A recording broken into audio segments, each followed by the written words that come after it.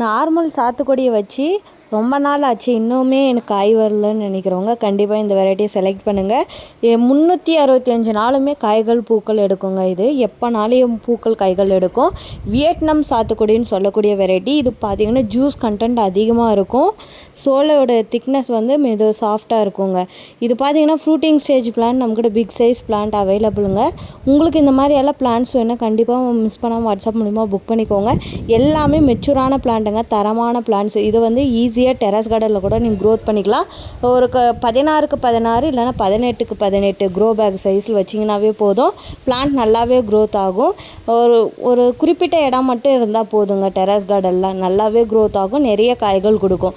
கண்டிப்பாக இதை வாங்கி வைங்க, ட்ரை பண்ணி பாருங்கள், உங்களுக்கு காய்கள் பூக்கள் எடுக்குங்க. நாக்பூர் சாத்துக்குடி இல்லை ஆரஞ்சு இந்த மாதிரி வச்சு இன்னும் காய்க்கலைன்னா அது சீசனுக்கு தான், ஒரு குறிப்பிட்ட சீசனுக்கு தான் காய்கள் பூக்கள் எடுக்கும். இது பார்த்திங்கன்னா வருஷத்தில் எல்லா நாளும் பார்த்திங்கன்னா உங்களுக்கு பூக்கள் காய்கள் கொடுக்குங்க. கண்டிப்பாக இந்த மாதிரி கலெக்ஷனெல்லாம் வேணும்னா மறக்காமல் நம்ம சேனலை சப்ஸ்கிரைப் பண்ணிக்கோங்க, ஃபாலோ பண்ணிக்கோங்க.